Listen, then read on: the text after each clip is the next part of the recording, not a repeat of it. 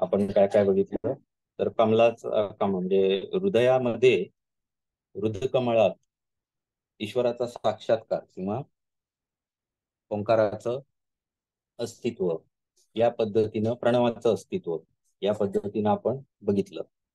आणि तिथे आपण ऐकायला येते ना व्यवस्थित? हो, येतंय सर. ओके. हो सर. हृदयाच्या ह्याच्यामध्ये आपण सगुण सुरुवात करणार आहोत आणि नंतर हळूहळू आपण बिंदू म्हणजे आपल्याला जे ओंकाराचं नाद आहे, जो अंतर्नाद आहे, जो अनाहत नाद आहे, त्याची गोडी लागायला सुरुवात होते आणि त्याच्यातनच आपल्याला ब्रह्माचा साक्षात्कार होतो. अशा पद्धतीत हे योग पूर्णत्वाला जाण्यासाठी यांनी ही एक प्रक्रिया इथे सांगितलेली आहे. म्हणजे ध्यानाच्या अवस्थेत गेल्यानंतर माणसांना कुठे जायचं आहे, तर अशा पद्धतीत त्यानं पुढे क्रिया करायच्या आहेत. आता त्याचं परिपाक म्हणजे या उपनिषदाच्या शेवटच्या भागाकडे येत आहेत आणि आपल्याला ह्या सगळ्याचं सार किंवा आपण कशा पद्धतीत आपलं योग हा जो मार्ग आहे तो निवडल्यानंतर आपल्यामध्ये कशा पद्धतीत बदल झाला पाहिजे, तर ज्याप्रमाणे कासव आपले हात पाय आणि डोकं हे स्वतःमध्ये ओढून घेतो आतमध्ये, त्याचं जे वरचं कव्हरिंग असतं त्याच्यामध्ये त्याचे पाय पण जातात, डोकं पण जातं, म्हणजे चारही पाय जातात आणि डोकं पण जातं. टोटल किती झाले? 4 पाय आणि 1 डोकं. तशी आपली जी 5 ज्ञानेंद्रिय आहेत ती आपण विषयांपासून खेचून घ्यायची आहे, हे त्याचं प्रतीक आहे. म्हणून आपण जर कुठल्याही देवळात गेलात तर तिथे सुद्धा कासव जे असतं ते हे पण आपल्याला सांगतं, प्लस आपल्याला कूर्मावताराची आठवण पण करून देतं, ईश्वराचे जे अवतार आहेत त्याच्यामध्ये.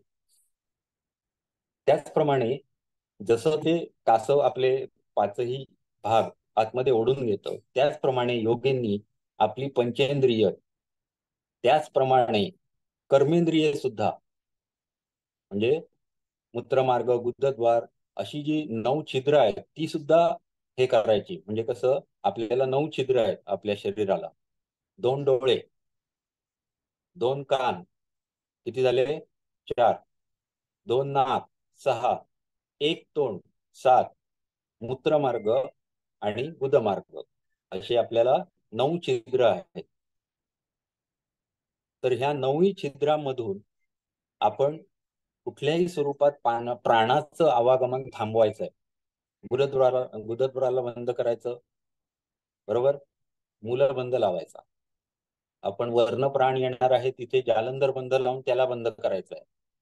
त्यानंतर आपली सगळी इंद्रिय आपण आतमध्ये खेचून घ्यायची आहेत, जेणेकरून आपले नाकानं आपल्याला श्वास घ्यायला बंद होईल, डोळ्यांनी आपल्याला दिसायचं बंद होईल, आपल्याला चव घ्यायची बंद असेल, कानाने ऐकायचं बंद असेल, आणि आपण त्वचेला मात्र मनाने निरुद्ध करायचं आहे, संवेदना.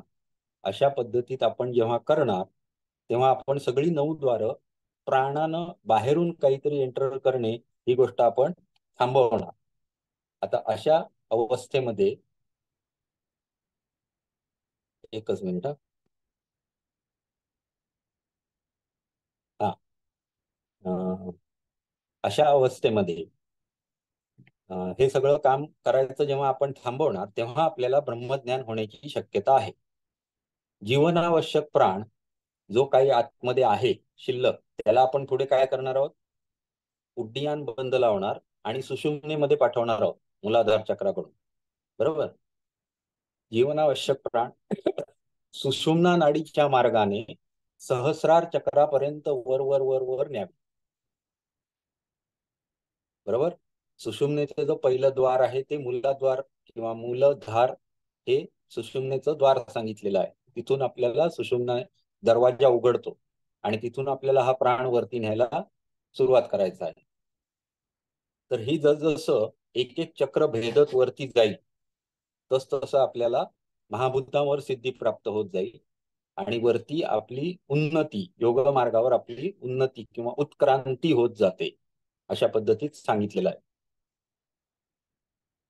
सिद्धासन, पद्मासन यासारख्या कोणत्याही आसनात निर्मनुष्य आणि अशांतता मुक्त ठिकाणी बसून योगिनी कुंभक प्राणायामाद्वारे आत्म्याचे ज्ञान प्राप्त केले पाहिजे.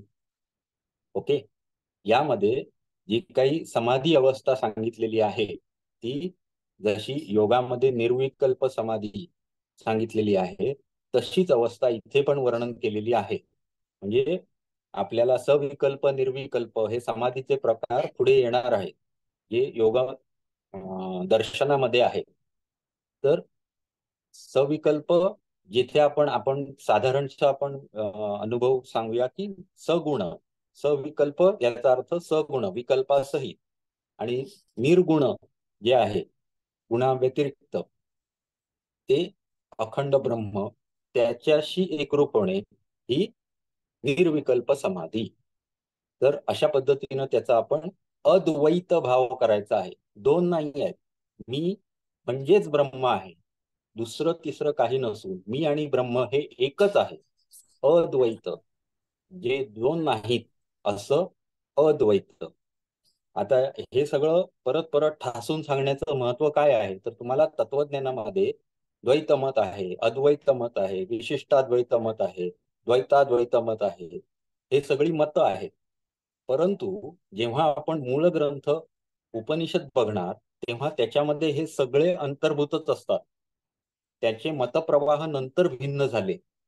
मुळात जे सांगितलेलं आहे ते आपल्याला जर क्लिअर असेल तर आपण मुळातनं या मतांमधली मतं आपण सिलेक्ट करू शकतो. आपल्याला पाहिजे ते मत आपण घेऊ शकतो.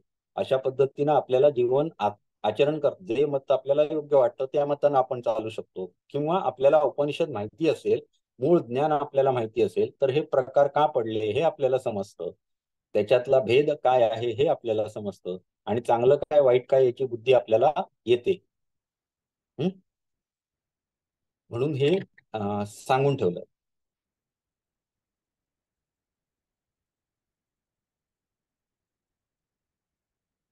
मनुष्य परम तेजस्वी ब्रह्मामध्ये लीन होतो. इत्युपनिषद. म्हणजे अशा प्रकारे इति म्हणजे याची समाप्ती झाली. ओम सहनाववतु सहनौ भुनक्तु सहवीर्यं करवावहै तेजस्विनावधीतमस्तु मा विद्विषावहै. ओम शांती शांती शांती. हे योग तत्वोपनिषद इथे समाप्त झालं. ओके. चला आता पुढचं आपण उपनिषद घेऊया.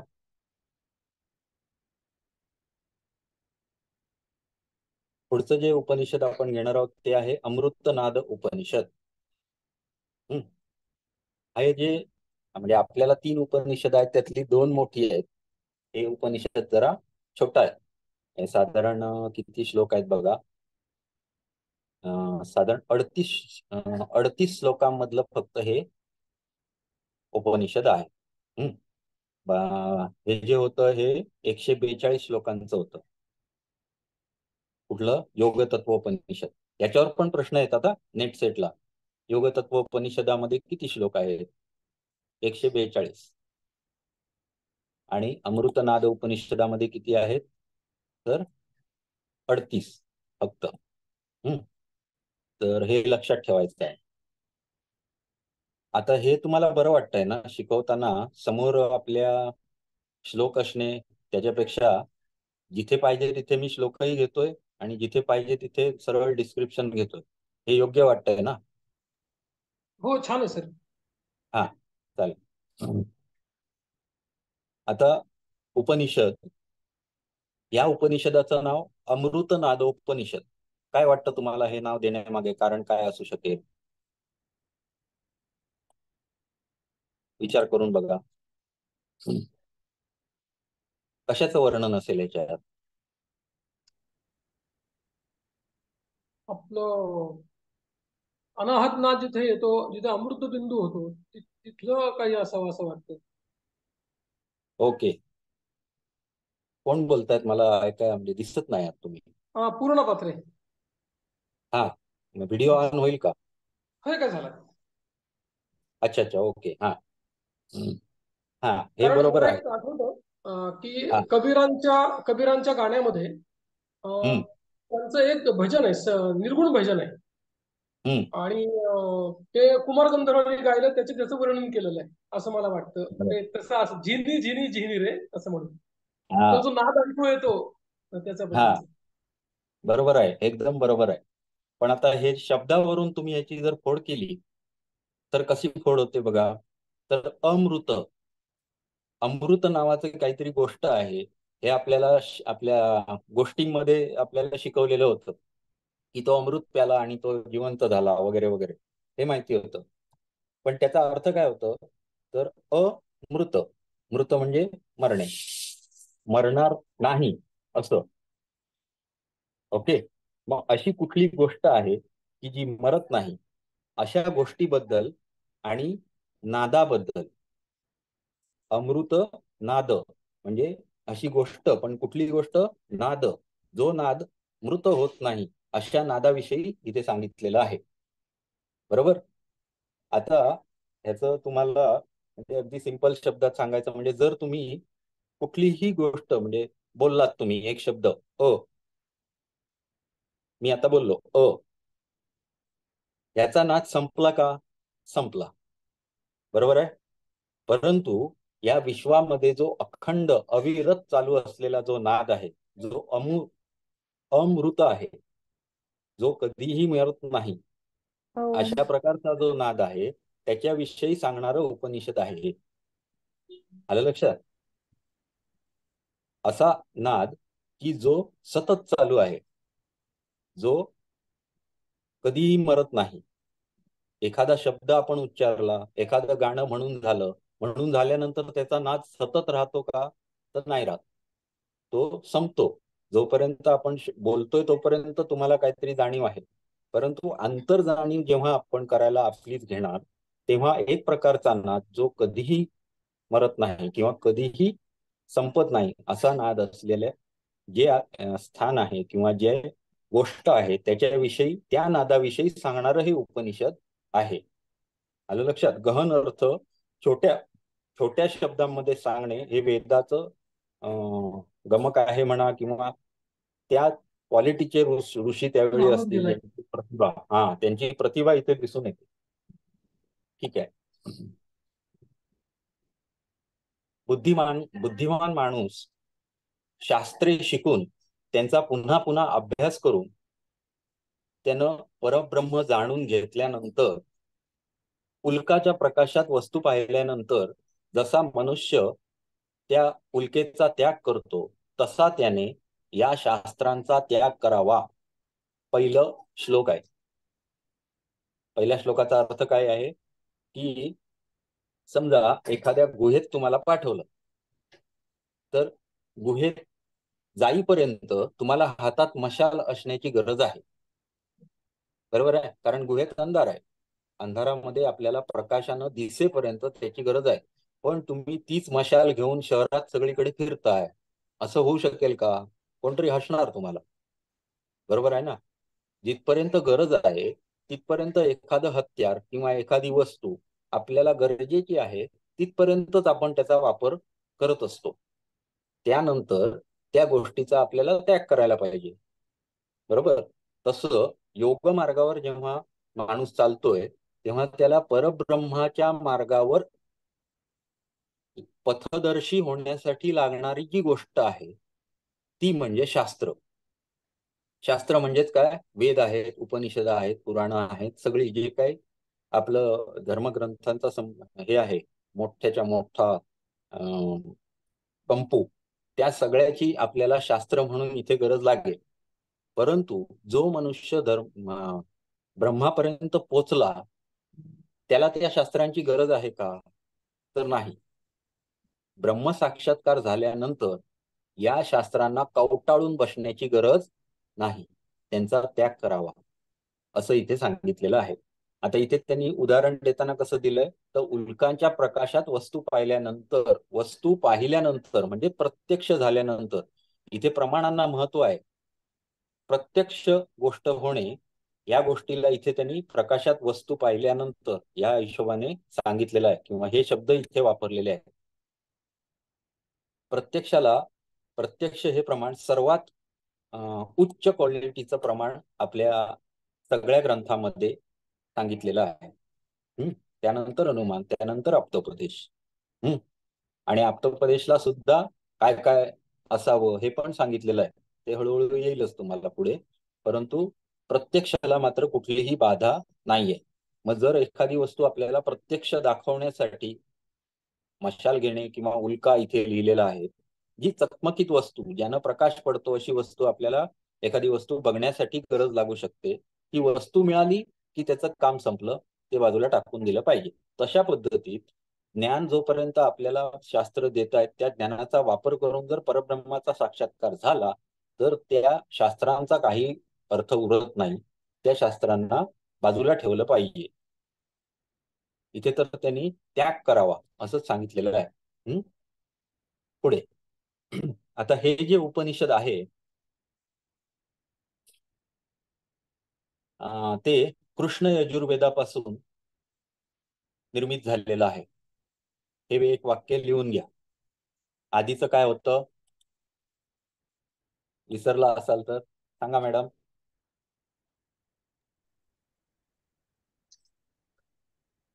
आधीचं उपनिषद जे होतं ते तुम्ही लिहून घेता ना? योग तत्वोपनिषद. हा, योग तत्वोपनिषद.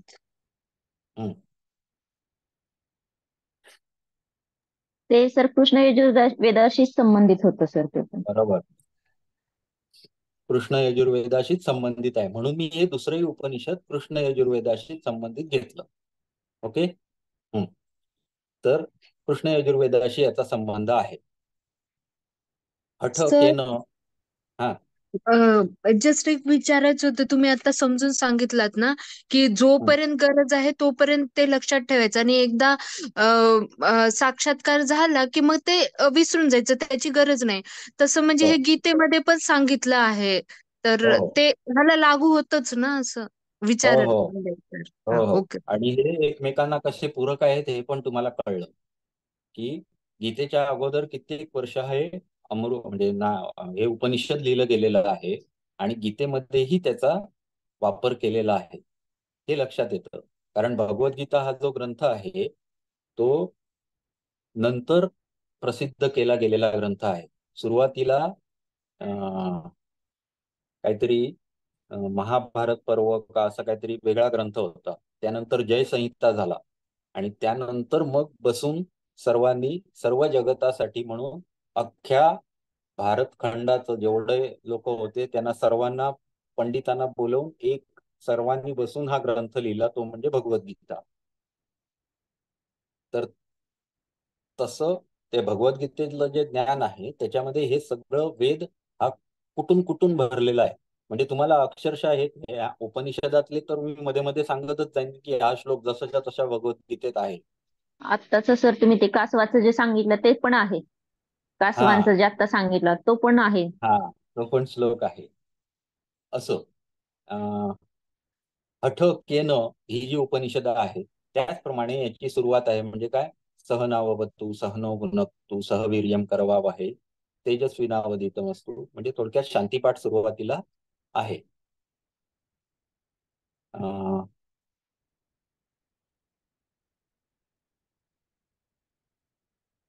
पुढे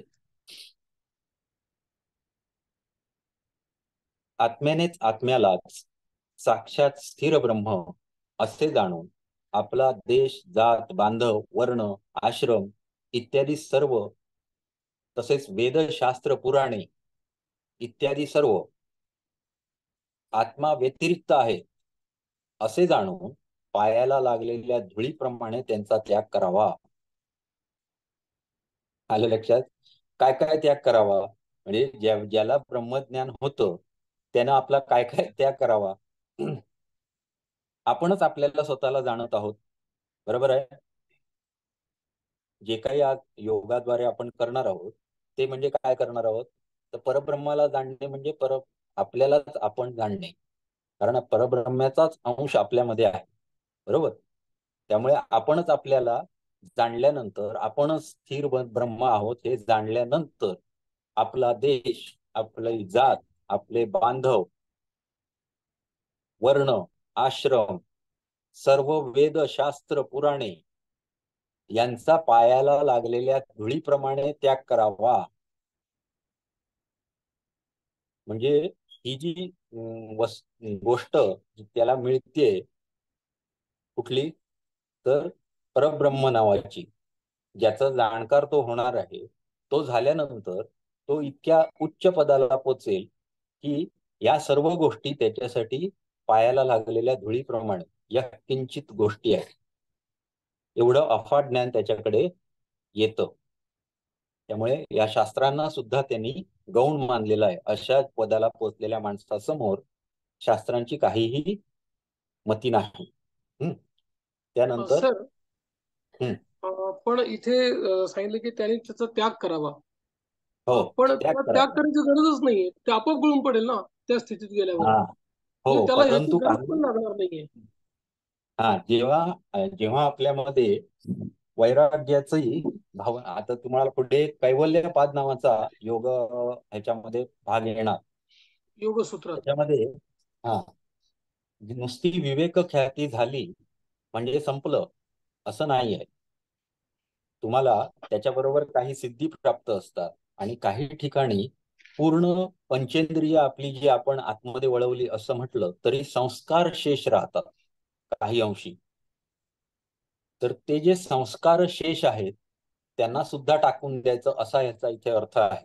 आता हे हळूहळू तुम्हाला पुढे येईल, परंतु आज अवस्था काय असू शकते. समजा तुम्हाला मी अगदी तुम्ही म्हणजे जेव्हा मनुष्य एखादा नोकरीला लागतो साधारण 28व्या वर्षी नोकरीला लागला, 24-25व्या वर्षी 58 वर्षापर्यंत नोकरी केली, त्याला रोजची सवय झालेली असते की रोज सकाळी 10 वाजता जायचं, संध्याकाळी 5 वाजता यायचं.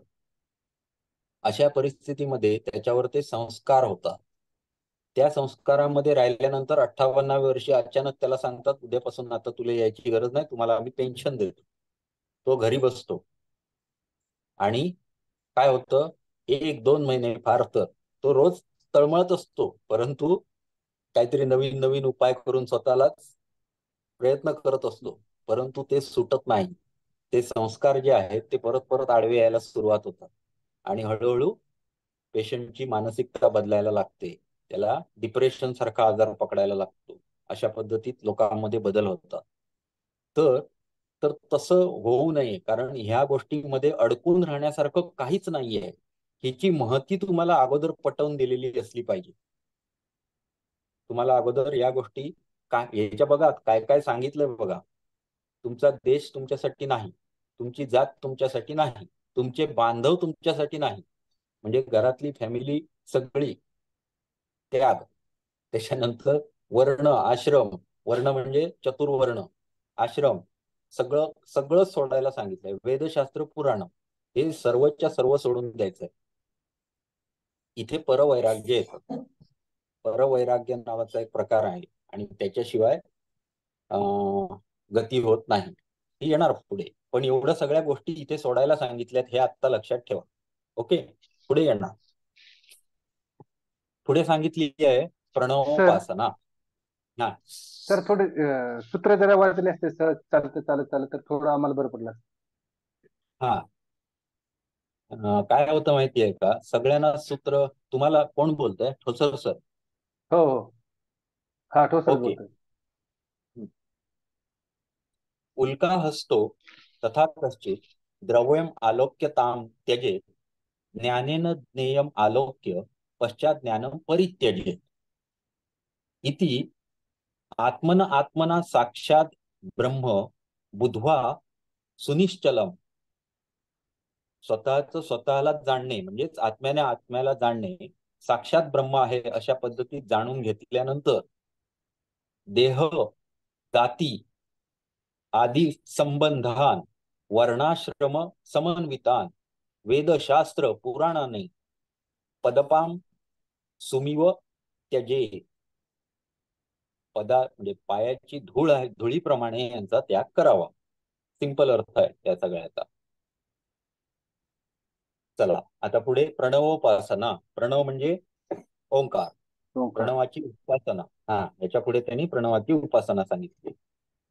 ओंकार रथम आरुह्य म्हणजे ओंकार रूपी रथावर आरूढ होऊन विष्णू कृत्वाथ अथ सारथी विष्णूला सारथी करायचं आहे. ब्रह्मलोक पदान्वेषी रुद्र आधार तत्परः तावद रथेन गंतव्यम यावद रथपथी स्थितः. जिथपर्यंत रथ जातोय तिथपर्यंत जायला सांगितलंय. स्थात्वा रथपती स्थानम रथम उत्सृज्य गच्छति. जिथे रथ थांबेल तिथे उतरा आणि पायी चालत सुटा किंवा तिथून पुढे स्वतःचे स्वतः जा. मात्रालिंग पदम त्यक्त्वा शब्द व्यंजन वर्जितम अस्वरेण मकारेण पदम सूक्ष्मम ही गच्छति. अस्वरेणम अकारेण पदम सूक्ष्मम ही गच्छति. आता याचा अर्थ कसा आहे तो बघा. आपण योग मार्गावर चाललेलो आहोत, ब्रह्मचं प्राप्तीसाठी चाललेलो आहोत, तेव्हा ब्रह्मलोकाचा मार्ग शोधणाऱ्यांनी ओंकार रूपी रथाचा आश्रय घ्यावा. हे सगळं काय आहे सांगा तर काय म्हणणार अलंकारिक आहे. म्हणजे ओंकाराचा सहारा घ्यावा. ओंकार हे काय आहे गंतव्य स्थान नाही आहे. ओंकार हे सहारा घ्यावा किंवा रथ ओंकार रूपी रथ वापरावा असं सांगतात. साधन साधन म्हणून वापरावा ओंकाराच्या. कारण काय आहे तर ब्रह्म नावाची जी गोष्ट आहे किंवा ईश्वर नावाची जी गोष्ट आहे त्याचा वाचक शब्द ओंकार आहे. आलं लक्षात. ओंकार म्हणजे ब्रह्म असं नव्हे आहे, परंतु ओंकार हे वाचक शब्द आहे की ज्याच्या आधारे आपण ब्रह्माचा साक्षात्कार करून घेऊ शकतो. आलं लक्षात. तर ब्रह्मलोकाचा मार्ग शोधणाऱ्याने ओंकार रूपी रथावर आरूढ होऊन विष्णूला सारथी करून, विष्णू हा महान तपस्वी योगी आहे असं मागच्या वेळी सांगितलेलं होतं मागच्या उपनिषदामध्ये. त्यांना सारथी करावं म्हणजे काय करावं तर ते आपल्याला मार्ग दाखवतील. बरोबर. जो सारथी आहे तो रथ नेणार ना. मग तो जो महान तपस्वी योगी आहे त्याला आपण सारथी करावं, त्याला रिक्वेस्ट करावी बाबा माझ्या रथावर तू सारथी म्हणून ये.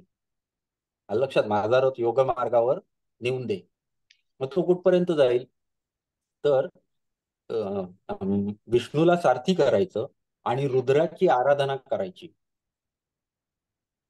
रुद्राची आराधना करायची जोपर्यंत रथ योग्य मार्गावर आहे आणि रथ जिथपर्यंत जातोय तिथपर्यंत जाऊन मग वाटेत रथ सोडून द्यावा. कारण का तर रथ जिथपर्यंत जाईल तिथपर्यंतच जाईल. पुढे मग पायवाट असेल समजा तर त्याच्या पुढे आपल्याला पायवाटेनं जायला लागेल. म्हणजेच याचा दुसरा अर्थ काय आहे की जिथपर्यंत तुम्हाला साधनांची गरज आहे तिथपर्यंतच साधनांचा वापर करा. त्याच्यानंतर त्यांची गरज उरली नाही त्यावेळी ती फेकून द्या. आलं लक्षात. इथे त्याची बांधिलकी जपण्याची काहीही गरज नाहीये. लक्षात आलं. किंवा त्यांचे ऋण बीड जपायची इथून काही गरज उरत नाही असं यांनी स्पष्ट सांगितलेलं आहे. म्हणजे तुम्ही विष्णूला वापरायचा आहे चक्क.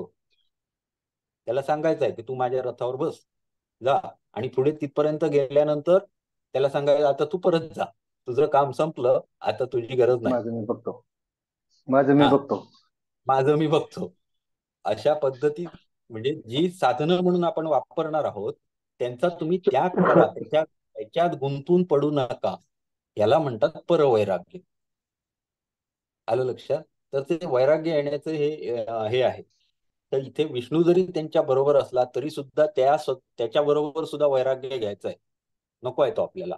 एका ठराविक लिमिट नंतर तो आपल्याला त्याग करायचा आहे त्याचा. आलं लक्षात.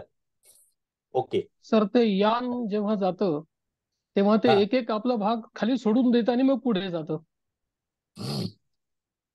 आता ही जी संकल्पना प्रत्येक ग्रंथामध्ये मिळणार.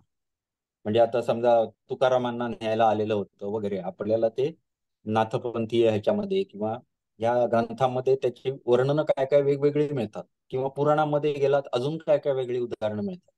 परंतु जेव्हा उपनिषदांकडे येणार ना तेव्हा तुम्ही मुळात कन्सेप्ट समजून घ्या. त्यानंतर तुम्ही कुठलंही उदाहरण बघायला एकदा लागलात की तुम्हाला ते लक्षातच येणार की काय आहे त्याच्यात. आलं लक्षात? आता अशी उदाहरणं कित्येक आहेत ज्याचा माझा अभ्यासच नाहीये. आता आज तुम्ही जर पुराण वाचायला गेलात तर प्रत्येक पुराणामध्ये जे सांगितलेलं आहे ते म्हणजे सोप्या भाषेत लोकांना कळावं, स्टोरी वाईज कळावं अशा पद्धतीत वर्णित केलेलं आहे.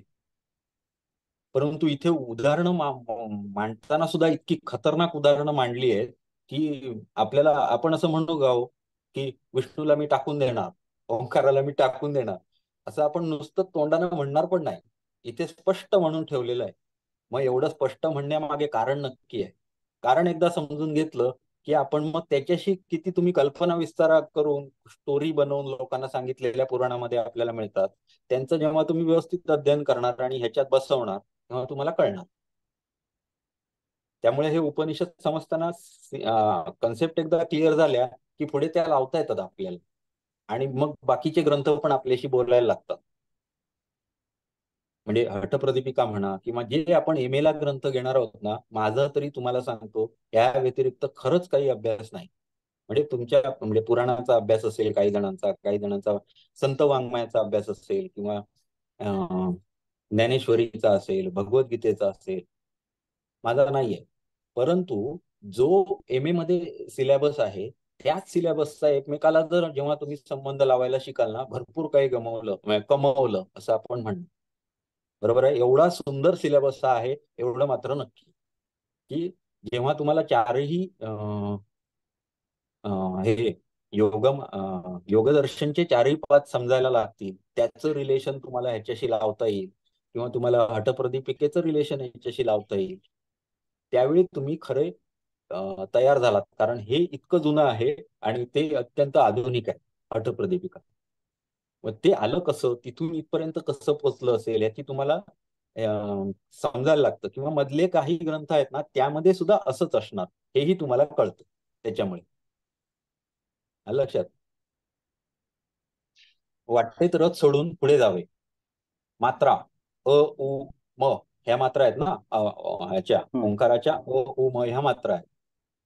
लिंग पद इत्यादींचा त्याग करून शब्द व्यंजन विरहित स्वररहित व्हायचं आहे. म्हणजे काय तर ओंकार जो आहे त्याचं जे स्वरूप आहे, म्हणजे ओम हा शब्द आपण जेव्हा उच्चारतो त्या अ उ म हा वाचक शब्द म्हणून आपण जेव्हा त्याचं आलंबन घेतो त्यावेळी त्याचा नाद आपल्याला काहीतरी देऊन जातो. त्यावेळी आपल्याला ओंकारचा त्याग करायचा आहे. कारण ज्या गोष्टीसाठी आपण चाललो आहोत त्या गोष्टीचं साधन म्हणून आपण वाचक शब्दाचा वापर केला आणि ती गोष्ट आपल्याला मिळते. मग ती कशी असते? अमृत असते. मग ती कशासारखी आहे? ओम या वाचक शब्दासारखी आहे. आलं लक्षात? जे साधन आहे ते आपल्याला तिथे पदावर पोहोचल्यानंतर आपल्याला हे देऊन जातं. जिथे स्वर संपतो, थांबतो, तिथे ओंकार संपला, साधन टाकून द्या. त्याच्या पुढे जे सूक्ष्म पद आहे तिथपर्यंत आपल्याला जायचं आहे. आता इथे महत्वाचं काय आहे तर रथ मात्र वापरायला कुठला सांगितला आहे? ओंकाराचा रथ. बरोबर आहे? तो वापरायला सांगितलेला आहे. विष्णूला सारथी करा म्हणजे काय? जो परमयोगी आहे त्याला तुमचा सारथी करा. बरोबर आहे? त्याचं चरित्र वाचा, त्याच्या अंतःकरणासारखं आपलं अंतःकरण बनवण्याचा प्रयत्न करा. हे योगदर्शनामध्ये येणार पुढे. एखादी गोष्ट आपल्याला आवडली किंवा एखादा माणूस आपल्याला आवडला तर आपण त्याच्यासारखं बनण्याचा प्रयत्न लहानपणापासूनच करत असतो. माणूस हा अनुकरणीयच आहे. प्रत्येक माणसाची जडणघडण ही त्याच्यावर होणाऱ्या संस्कारातनं झालेली असते आणि जेव्हा त्याला समज येते, सद असद विवेकनी बुद्धी येते त्याच्याकडे, चांगलं काय वाईट काय हे समजायला लागतं, तेव्हा तो चांगल्याकडे प्रवृत्त होतो आणि चांगले गुण लोकांमधले घ्यायला लागतो. मग तुम्हाला असा योगी जर मिळाला जो तुमचं सारथ्य करू शकेल, जो विष्णू स्वरूप आहे, अशा स्वरूपाचा महातपी योगी जो आहे तो जर तुम्हाला मिळाला, त्याला सारथी करा. बरोबर?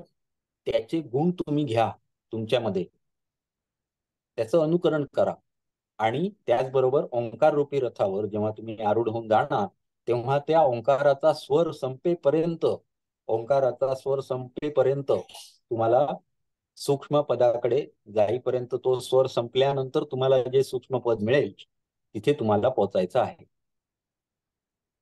बरोबर? हे सगळं कळलं? ओके. चला पुढे. प्रत्याहार. पहिलं काय सांगितलं? प्राणायाम, प्रणवोपासना पहिली सांगितली. बरोबर? प्रणवोपासनेवर तुम्हाला हे येतं काय, 4 मार्काची टीप वगैरे येऊ शकते, 6 मार्काचा प्रश्न पण येऊ शकतो. त्याच्यामध्ये हे असं लिहायचं आहे, ओंकार रूपी रथ घ्यायचा आहे, त्याला विष्णूचा सारथी करायचा आहे, त्याच्यामध्ये रुद्राची आराधना करायची आहे. बसल्या रुद्राची आराधना करायची आहे. आणि जिथपर्यंत रथ जाईल तिथपर्यंत आपल्याला त्यानं जायचं आहे. त्याच्या पुढे आपल्याला काय करायचं आहे, म्हणजे आपले जेवढे योग मार्ग, म्हणजे अष्टांग योग म्हणा, एखादा करत असेल किंवा कुठलाही मार्ग निवडत असेल,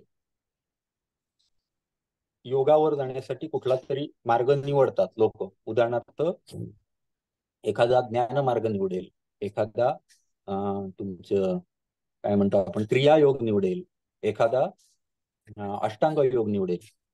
तर यावर जात असताना तुम्हाला ओंकार रूपी रथावर बसूनच जायचं आहे. म्हणजे तुमच्या डेली रुटीन मध्ये ओंकार हा असावाच. ओके. त्यानंतर कोण असा तुमच्या समोर आदर्श माणूस पाहिजे की जो तुम्हाला गाईड करेल. असा माणूस म्हणजेच विष्णू, जो परम तप, मागच्या याच्यात त्याचं वर्णन केलेलं महायोगी, त्याला महायोगी. महायोगी, त्यांचं तुम्ही अनुकरण करा. आणि अशानं जिथपर्यंत जाईल तिथपर्यंत जाईल, परंतु तिथे त्यांचा त्याग करा. त्याच्या पुढे तुम्हाला एकट्यालाच जायचं आहे. आणि असं जे पद आहे त्याच्यामध्ये ओंकाराच्या सर्व मात्रांचा लोप होतो, स्वराचा लोप होतो, आणि जे सूक्ष्म पद उरतं ते पद म्हणजे ब्रह्मपद आहे. तिथपर्यंत तुम्हाला पोचायचं आहे. ही झाली प्रणवाची उपासना. ते कशी करायची ते हे सांगितलेलं आहे इथे. तर आता रुद्राची म्हणजे शिव उपासना म्हणता येईल का? आता इथे कसं आहे की त्यांनी कसं सांगितलंय की योग्याने सुरुवातीपासूनच प्रणवाची कशी उपासना करायला पाहिजे याचं महत्वच पटवून दिलं ना. हो. तर मग याचं महत्व इथे कसं पटवलेलं आहे हे आपल्याला तिथे लिहून यायचं आहे. मग ती कल्पना कशी केलेली आहे ते पण लिहायचं आहे. बरोबर ना. रथ म्हणून ओंकाराला दिलेला आहे, विष्णूला हे म्हणून दिलेलं आहे काय, त्याच्यानंतर खाली त्या अकार मकार यांचा सर्वांचा त्याग करून, म्हणजे अकार मकार उकार या सर्व स्वरांचा लोप होणार आणि मग सूक्ष्म पद प्राप्त होणार. एवढं सगळं लिहायचं आहे त्याच्यामध्ये. विष्णू कसं ते सांगायचं, विष्णूला सारथी करणे, रुद्राला आराध्य श्लोक मानणे. लिहिणं पण गरजेचं आहे का सर?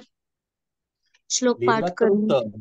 श्लोक जर लिहून तुम्हाला पाठ करायचं असेल, उपनिषद आहे, पवित्र आहे, तुम्हाला पाठ करायला म्हणजे मंत्रच आहे ते, सरळ सरळ तुमच्यावर आहे. परंतु श्लोक लिहिणं कंपल्सरी अजिबात नाही, कुठलाही. ओके. कुठलाही.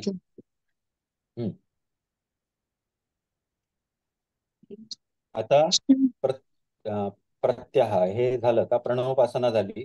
त्यानंतर डायरेक्ट प्रत्याहार म्हणजे आपण काय शिकलोय, प्रति आहार, इंद्रियांचा जो विषय आहे त्याला बंद करणे. म्हणजे आपण मागच्या उपनिषदात शिकलो. आता इथे बघू काय सांगितलंय. इथे काय सांगितलंय बघा, शब्दादी विषयान पंच, शब्द स्पर्श रूप रस गंध, हे 5 विषय आहेत. कोणाचे आहेत? पंच ज्ञानेंद्रियांचे विषय आहेत. शब्दादी विषयान पंच मनश्चैव अतिचंचलम, मन सुद्धा हे अतिचंचल आहे. चिंतयेद आत्मनो रश्मीन प्रत्याहार. कोणाचं तरी माईक चालू आहे बघा, बंद करा.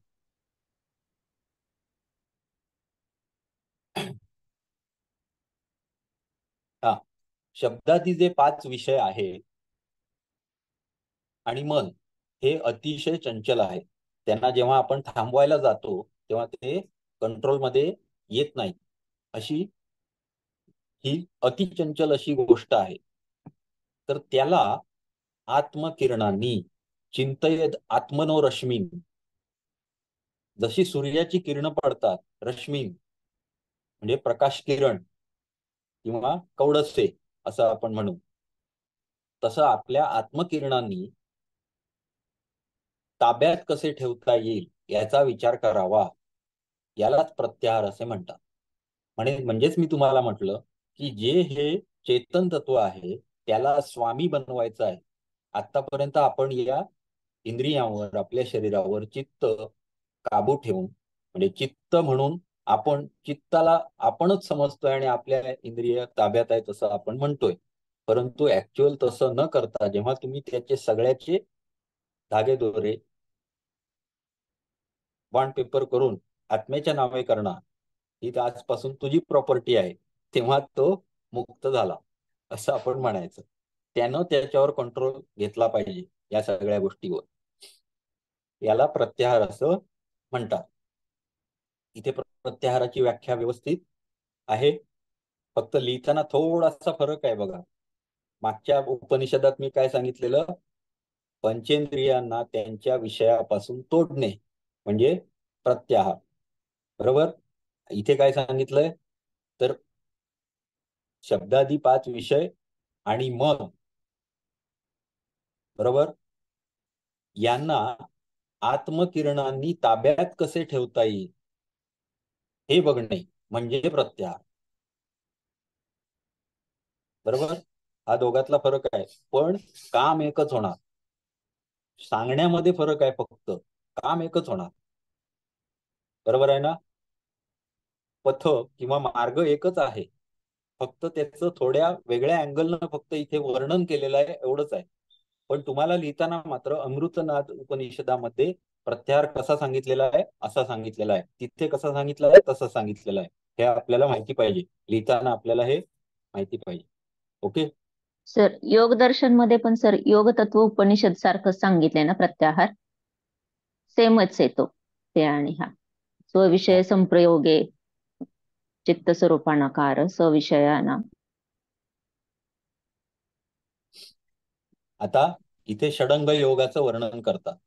हा जो अमृतनाद उपनिषद आहे याच्यामध्ये षडंग योग सांगितलेला आहे. मागच्या उपनिषदामध्ये काय सांगितलेला, अष्टांग योग सांगितलेला पूर्ण, बरोबर. आता ह्या उपनिषदामध्ये षडंग योग सांगितलेला आहे, 6 हे अंग. विसरायचं नाही. 6 अंग सांगितलेली आहे. मग तिथून सुरुवातच बघा कुठून आहे, प्रत्याहारस तथा ध्यानम प्राणायामो अथ धारणा तर्कश्चैव समाधिश्च षडंगो योग उच्यते. हा जर श्लोक तुम्हाला पाठ करता आला तर बेस्ट.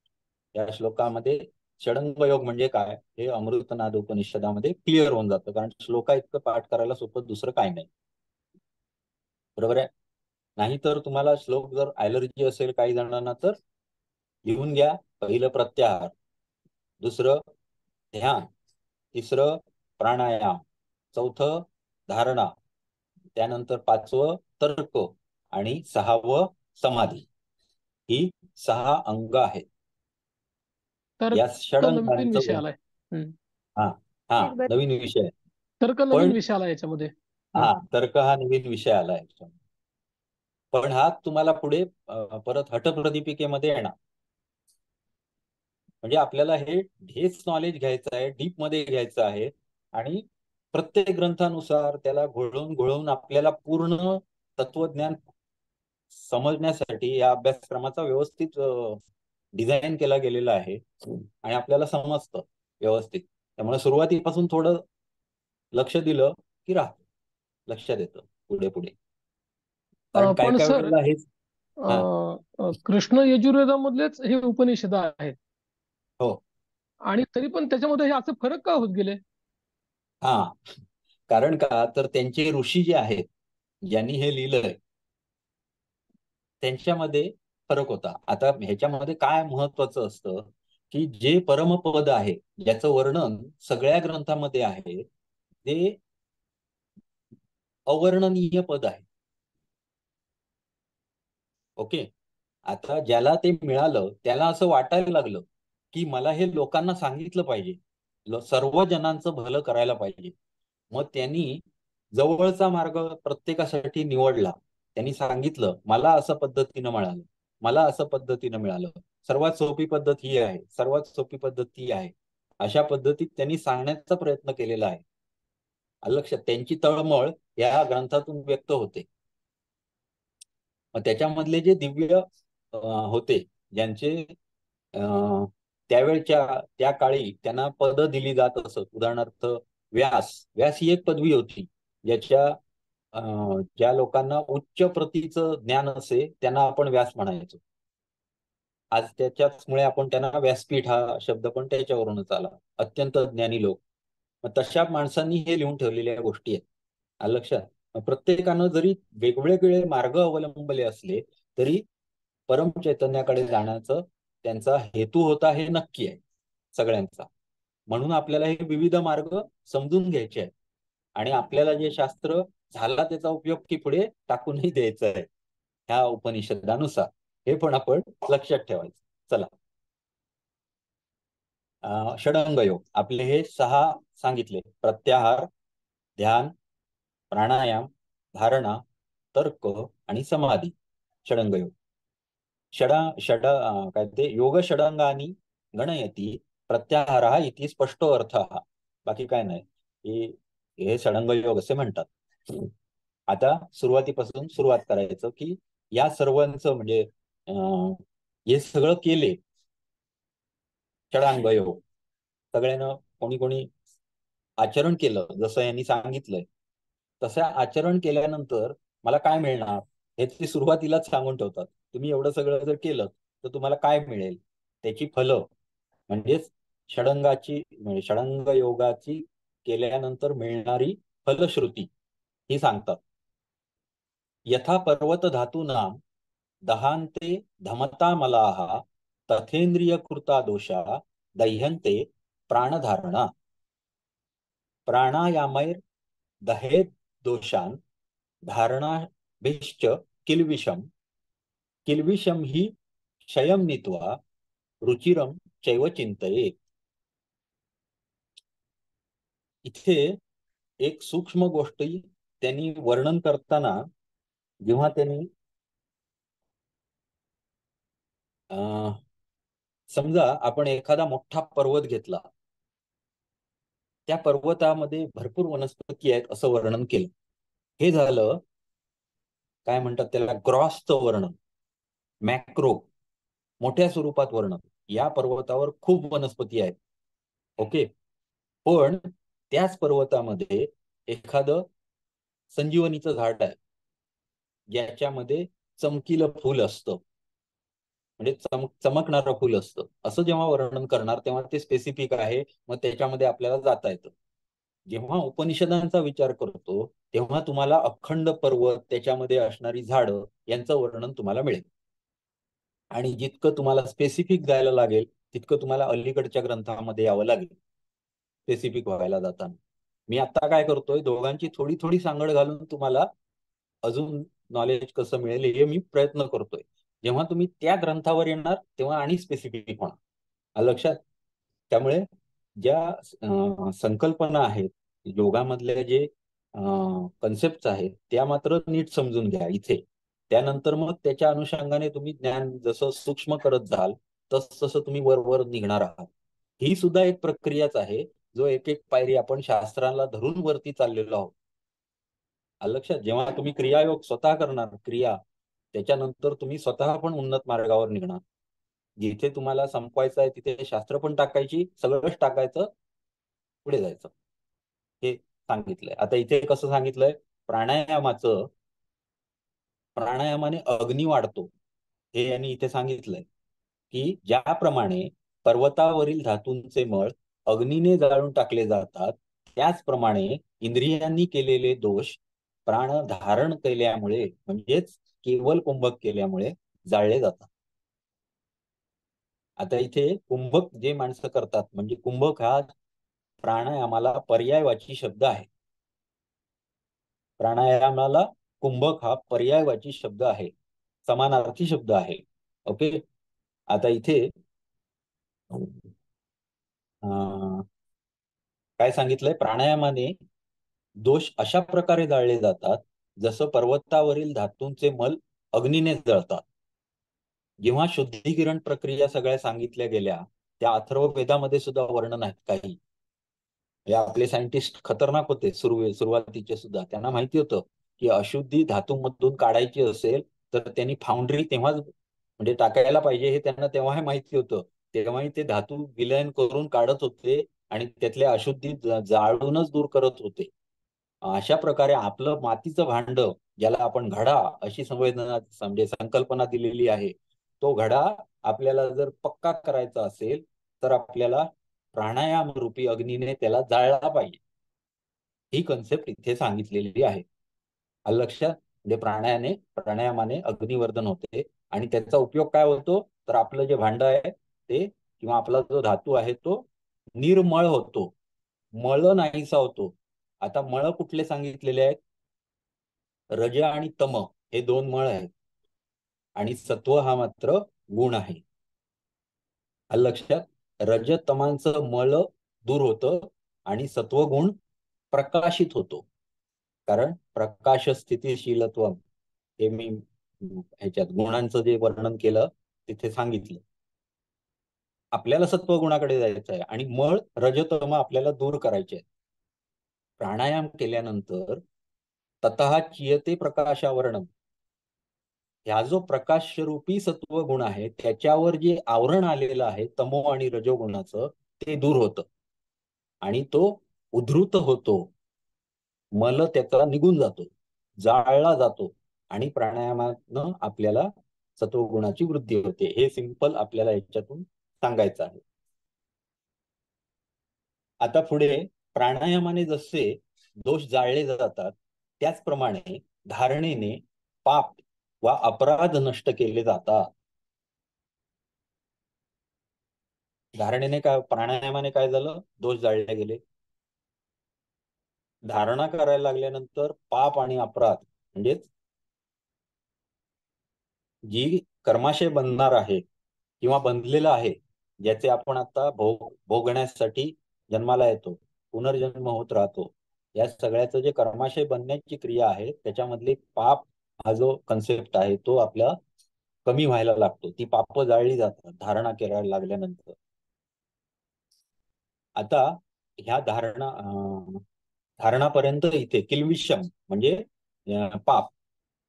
किल्विषम ही क्षयम नीत्वा रुचिरम चैव चिंतेये, अशा पद्धतीचं चिंतन करावं. म्हणजे हे मी सांगत आहे तसा तुम्ही विचार करा. तुमच्या लक्षात आलं पाहिजे की ही गोष्ट केल्यामुळे असं होणार आहे, ह्या विचार तुम्ही करावा असं सांगतायत ते. म्हणजे तुम्हाला त्याचं महत्व पटेल, याचा तुम्ही चिंतन करावं की तुम्हाला प्राणायाम केल्यामुळे तुमच्यातल्या अशुद्धी नष्ट होणार आहेत आणि त्याचबरोबर धारणा केल्यानंतर तुमच्यातलं पापही नष्ट होणार आहे, याचं तुम्ही चिंतन करावं. त्रिविध प्राणायाम त्याचं आता वर्णन करतायत. आता इथे थोडस तुम्हाला हे पहिल्यांदा सांगितली प्रणव उपासना, नंतर सांगितलं प्रत्याहार लक्षणम, मध्येच सांगितले षडंग योग, त्याच्यानंतर परत षडंग योगाचं फल सांगितलं, त्याच्यातही परत दोघांच सांगितलंय फल. प्राणायाम सांगितला आणि धारणा सांगितली. पुढे काय? पुढे मध्ये त्रिविध प्राणायाम सांगितले. आता इथे दोघांची फळं सांगितली तर ते दोन म्हणजे काय असा जर प्रश्न आपल्याला पडला, पुढे लगेच त्रिविध प्राणायाम सांगून ठेवले. आता आपण काय बघितलं? प्राणायामाचं फल बघितलं, ह्याचं फल बघितलं, धारणेचं. मग प्राणायाम म्हणजे काय पुढे सांगितलं. रुचिरम रेचकम चैव वायोराकर्षणम तथा प्राणायामस्त्रयः प्रोक्ता रेचक पूरक कुंभकः. त्रिविध प्राणायाम काय काय आहेत?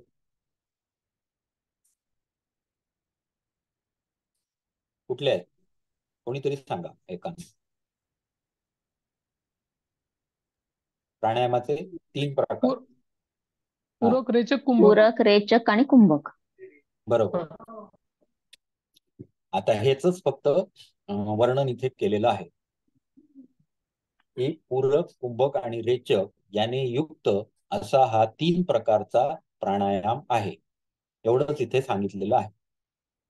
पूरक या शब्दाने कशाचा द्योतक आहे? पूरक म्हणजे पूरण करणे, आतमध्ये घेणे. कुंभक म्हणजे काय? थांबवून ठेवणे. आणि रेचक म्हणजे काय? तर बाहेर सोडणे. सोडणे. आता पुढे प्राणायाम लक्षण, म्हणजे प्राणायाम कसा असतो? सव्याहृतीम सप्रणवाम गायत्रीम शिरसासह त्रिः पठेद आयत प्राणः प्राणायाम स उच्यते. प्राणायाम हा कसा असतो? दीर्घ श्वास घेऊन व्याहृतीसह प्रणवासह मस्तिष्काने गायत्री मंत्र, म्हणजे तोंडाने जपायला नाही सांगितलंय, मस्तिष्काने गायत्री मंत्र 3 वेळा म्हणावा. यालाच आयत किंवा दीर्घ प्राणायाम असे म्हणतात. सव्याहृतीम सप्रणवाम गायत्रीम शिरसासह त्रिः पठेत आयत प्राणः प्राणायाम स उच्यते. म्हणजेच पूरक, कुंभक, रेचक हे करत असताना अंतर्मनात काय असलं पाहिजे? तर सव्याहृती, सप्रणव, गायत्री मंत्र असला पाहिजे. याचा जप करावा, 3 वेळा म्हणावा. म्हणजेच काय? पूरक, कुंभक आणि रेचक 3 वेळा. याला दीर्घ प्राणायाम असे म्हणतात. कळलं व्यवस्थित? सर मला एक विचारायचं होतं की असं म्हणतात की ओंकार हा म्हणला जात नाही, तो आतून प्रस्फुटित होतो, म्हणजे काय होतं? हा, तेच आता अमृत आपल्याला हेच या उपनिषदाचा मेन जो हे आहे तो हाच आहे उद्देश, की म्हणजे काय ह्या कन्सेप्ट ज्या आहेत ह्या कशा तुम्हाला कुठपर्यंत नेणार आहेत त्या बघा. आता हे शेवटी तुम्हाला या प्रश्नाचं मी मात्र उत्तर देणार. एकदमच पहिल्याच दिवशी सांगून टाकलं की मग त्याची हवाच सगळी निघून जाते. त्याच्यापेक्षा ह्या उपनिषदाच्या शेवटपर्यंत गेलं की ह्या प्रश्नाचं आपल्याला उत्तर मिळणार आहे. त्यातलं आपल्याला थोडस ग्लिम्स इथे येऊन गेल्या की कुठल्या याच्यात आल्या, जसं कुठे आला तो सुरुवातीलाच इथे आलं बघा. प्रणवोपासनामध्ये आपल्याला आलं की मात्रा, म्हणजे ओंकाराच्या ज्या मात्रा आहेत अकार, उकार आणि मकार, ते सोडून त्याचे स्वर जिथे थांबले त्याच्याही पुढे असणारं जे सूक्ष्म पद आहे ते म्हणजे काय आहे? ब्रह्मपद आहे. ओके, हे त्याचं सुरुवात आली तिथे. आता हे पुढे पुढे वाढत जाणार आणि आपल्याला समजणार की एक्झॅक्ट त्यांना काय म्हणायचं आहे. सर अंतर्मनात कुठल्या 3 गोष्टींचं हे करायचंय यामध्ये प्राणायाम करताना? कुठल्या 3 गोष्टी? सव्याहृती म्हणजे व्याहृतींसह, प्रणवासह आणि गायत्री मंत्रासह. व्याहृतीचं मला नाही कळालं. व्याहृती नावाच्या हे आहेत, म्हणजे भुः भुवः स्वः महः तपः जनः, हे तुम्हाला कुठल्या तरी माणसाकडून शिकून घ्यावं लागेल. हे इथे शिकवण्याची जागा पण नाही आणि कोणाला तरी विचारा, तुमचे गुरुजी वगैरे असतील त्यांना विचारा, मग ते सांगतील. काही गोष्टी अशा कुठेही सांगताच पण नाहीये, असं पण असतं. त्याचं काय असं अर्थ पण एखाद्या शब्दात मला म्हणजे काही संकल्पनाच नाहीये मला त्याबद्दल, तर म्हणजे काही सांगता येणार नाही का? समजून घेण्यासारख्याच गोष्टी आहेत त्या. तुम्ही विचारा, काही तुम्हाला सांगतील बऱ्याच अंशी. म्हणजे असं काही नाहीये, पण ही आता संध्याकाळी कुठेही कधीही घेण्यासारख्या गोष्टी पण नसतात. कुठेही कुठल्याही गोष्टी बोलायच्या नसतात, तर आपण ते नाही करत. प्राणायाम म्हणतात. पुढे रेचक लक्षणम उत्क्षिप्य वायुम आकाशे शून्यम कृत्वा निरात्मकम शून्य भावे नियुंजीयात रेचकस्येति लक्षणम. आता इथे काय काय सांगितलंय बघा. उत्क्षिप्य वायुम आकाशे, बाहेरच्या आकाशामध्ये वायू आपल्या शरीरातला उत्क्षिप्य केला, बाहेर पाठवला. ओके, उत्क्षिप्य म्हणजेच काय? रेचक केलं. शून्यम कृत्वा, आतमध्ये काय केलं, शरीरामध्ये काय निर्माण केलं, शून्य निर्माण केलं. म्हणजेच काय, पोकळी, म्हणजे काहीही नाही अशी गोष्ट निर्माण केली. आणि अशा असणाऱ्या जागेत आत्म्याला बघण्याची संधी आपल्याला मिळते. निर्वात पोकळी किंवा निष्प्राण पोकळी. ओके. शून्य भावे, कुठलाही भाव मनात नसताना. म्हणजेच आपण जेव्हा मनाला, प्राणाला पण आपण बाहेर टाकलेलं आहे, त्याचबरोबर आपण मनातले जेवढे भाव असतील त्यांना सुद्धा शून्य केलेलं आहे. म्हणजेच काय, तर शून्य निर्माण केलंय आपण आपल्यामध्ये. मग अशा परिस्थितीत जी पॉझिटिव्ह एनर्जी आपल्याला आकृष्ट होते, तिथे आपल्याला ब्रह्मपद मिळण्याची शक्यता निर्माण होते. हे याचं रेचकाच्या वेळी काय करायचं आहे हे सांगितलं. आता हे परमपद जे आहे, हे सगळे, म्हणजे एवढे सगळे योगाचे ग्रंथ घ्या, संत साहित्य घ्या, सगळे जेवढे तुम्ही हे बघता, कुठले संप्रदाय, सगळे धर्म घ्या, या सर्वांचं उद्दिष्ट एकच आहे की त्यांना ह्या ब्रह्मपदाची प्रत्येकानं वेगवेगळ्या पद्धतीनं वर्णन करायचा प्रयत्न केला. लोकांच्या हितासाठी प्रत्येकानं झटून झटून प्रयत्न केले. त्यांच्यासाठी सोपे सोपे मार्ग शोधून काढले, तंत्र शोधून काढली, यंत्र शोधून काढली. देव हे सुद्धा एक संकल्पना जी आपणच बनवू शकतो घेऊन जाण्यासाठी आपल्याला सारथी म्हणून. तर हे सगळं जेव्हा एवढ्या मोठ्या स्वरूपात असतं, त्याच्या मुळाशी फक्त सिंपल गोष्ट आहे की तुम्ही ब्रह्माचा शोध लावा, तुमचा तुम्हीच. त्याच्यासाठी तुम्हाला काय करायचं आहे, तर तुम्हाला शून्य व्हायचं आहे, पहिली गोष्ट. मग शून्य कसं व्हा, तर शून्यासाठी आधी तुम्ही प्राणायाम शिका, आधी मळ नाहीशे करा.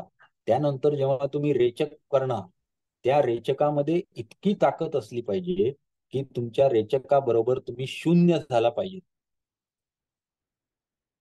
ही शून्याची जी स्थिती आहे, त्या शून्याच्या स्थितीमध्ये जे अवतरित होतं किंवा जे प्रकाशित होतं ते तत्व म्हणजे आत्मतत्व. ओके. आता पूरक लक्षण हे पुढे पुढे सगळ्या गोष्टी येत जातात.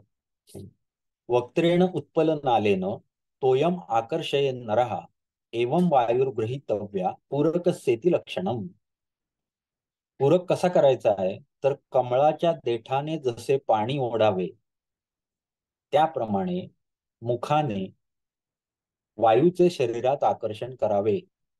पूरक कसा सांगितलाय, नाकाने सांगितलाय का इथे? अजिबात नाही. वक्त्रेण उत्पलनालेन तोयम आकर्षयन् नरः एवं वायुर्गृहीतव्या पूरकस्येति लक्षणम. तोंडाने जसं कमळाचा देठ पाण्यात टाकून आपण जर पाणी ओढायला लागलो तर पाणी तोंडात येणार, पण ते हळूहळू येणार, अतिशय सावकाश. एकदम ओढून काहीच येणार नाही तोंडात. हळूहळू हळूहळू पाणी यायला सुरुवात होईल. तर त्याला हळूहळू या शब्दाला वर्णन करण्यासाठी किती हळू हे सांगण्यासाठी त्यांनी कमल नालेतनं पाणी जितक्या हळू येईल तेवढ्या हळू याचं वर्णन केलेलं आहे. एवढ्या हळू रेचक करायचं आहे. का रेचक एवढ्या हळू करायचा आहे, तर तुम्हाला सव्याहृती, स ओंकार, स गायत्री करायचा आहे प्राणायाम. हे करायला जेवढा वेळ लागणार तो लागणारच. मग त्याच्यासाठी तुम्हाला हे इतक्या हळू श्वास घ्यायचा आहे. ओके. पुढे आता कुंभक कसा करायचा. पहिला रेचक सांगितला, शून्य करायचं स्वतःला. दुसरा काय सांगितला, पूरक सांगितला. आता सर्वात शेवटी कुंभक सांगतात. न उच्छ्वसन न निश्वसन नैव गात्राणी चालयेत. म्हणजे काय, न उच्छ्वसन म्हणजे पूरक पण नाही, म्हणजे श्वास घ्यायचा पण नाही, श्वास सोडायचा पण नाही. न गात्राणी चालयेत, कुठलेही शरीराचं अंग जरा सुद्धा हलता कामा नये. निश्चल न गात्र आणि चालय, निश्चल गात्र, अशा पद्धतीत आपली स्थिती झाली पाहिजे.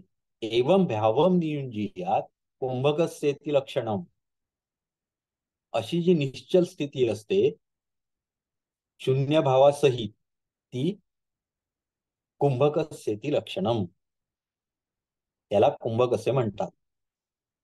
आता इथे काय करायचं आहे, अंधवत पश्य रूपाणी शब्दम बधिरवत शृणु काष्टवत पश्य वै देहम प्रशांत सेती लक्षणम, अशा ठिकाणी जिथे तुम्हाला हे सगळं म्हणजे शून्य स्वतःला जेव्हा तुम्ही करणार त्यावेळी प्रशांतता तुमच्यात येईल किंवा तुम्ही प्रशांत व्हाल. मग ही ह्याच्यात सगळं प्रत्याहार अंतर्भूत झाला, कारण तुम्ही शून्य झालाय. इथे तुम्हाला आंधळ्याला दिसेल का? नाही दिसणार, बरोबर ना? मग तो आंधळा दिसण्याच्या पाठी लागेल का? नाही लागणार. तो ऐकायचा प्रयत्न करेल, तो नाकानं वास घ्यायचा जास्ती प्रयत्न करेल, तो तोंडानं चव घेऊन पदार्थ समजण्याचा प्रयत्न करेल, पण तो डोळ्यांच्याच पाठी लागेल का? नाही लागणार, कारण त्याला दिसत नाही लहानपणापासून, बरोबर आहे? मग अंधवत पश्य, पाठीच लागू नका, डोळ्यांच्या पाठी तुम्ही लागूच नका, त्याचे विषय सोडून द्या. आंधळा डोळ्यांच्या पाठी लागेल का? नाही लागणार. हा लक्षात, त्याला जे इतर ज्ञानमार्ग आहेत त्यांच्याच पाठी तो लागणार, तो डोळ्यांच्या पाठी अजिबात लागणार, तो लक्ष सुद्धा देणार नाही डोळ्यांकडे आपल्या. आलं लक्षात? त्याच्या मेंदूत ती संकल्पनाच नाही. तिथपर्यंत तुम्ही म्हणजे डोळ्यांच्या संवेदनांचा त्याग करण्याची तुमच्याकडे महती आली पाहिजे. अंधवत पश्य, असं बघा की आंधळाच आहात तुम्ही, दिसलंच नाही पाहिजे. रूपाणी, अंधवत पश्य रूपाणी, जसं आंधळा एखादी गोष्ट बघेल अशा पद्धतीत बघायला शिका. शब्दम बधिरवत शृणु, एखादा कर्णबधिर माणूस जसं ऐकेल तशा पद्धतीत ऐका. म्हणजेच काय, तर काहीच ऐकू नका. म्हणजे तुम्हाला ऐकायला येणं बंद झालं पाहिजे, तुम्ही त्याचा विषय थांबवला पाहिजे. ऐकायला येणे हा विषय तुम्ही थांबवला पाहिजे. काष्टवत पश्य वै देहम, हा जो देह आहे त्याला तुम्ही काष्टाप्रमाणे, काष्ठवत माना, काष्ट लाकूड. लाकडाप्रमाणे बघायला शिका, कारण त्याला पुढे नेऊन जाळायचंच आहे. आलं लक्षात? तर त्याच्याकडे काष्टाप्रमाणे अत्यंत निरुपयोगी अशा पद्धतीत तुम्ही त्याच्याकडे बघायला शिका, असं तुम्हाला शिकवतोय. असं तो कुंभकामध्ये काय प्रत्याहार अचीव करायचा आहे आपल्याला, हे त्यांनी कुंभकाच्या लक्षणामध्येच सांगितलंय हे. आणि मग कुंभक केल्यानंतर त्याला काय होईल, तर तो प्रशांत होईल, शून्य भाव होईल. आलं लक्षात? माझ्या मते 9:12 झालीत. आपण 14व्या श्लोकावर आहोत मॅडम. इथे आपण थांबूया. 14वा श्लोक. सर, 14वा उदाहरणं श्लोक. फार खतरनाक आहे त्यातली. हा, उदाहरणं फार डेंजर आहेत म्हणलं. हो हो हो. आणि उपनिषदामध्ये तर म्हणजे खतरनाक काहीतरी असणार, एवढं नक्की. आणि हे आपण समजतोय, म्हणजे अल्पमती लोक आहोत आपण. ज्यांना समजत असेल ते काय वेगळ्याच लेवलला असतील, काय माहिती. खरंच आहे. चालेल. हरिओम सर्वांना.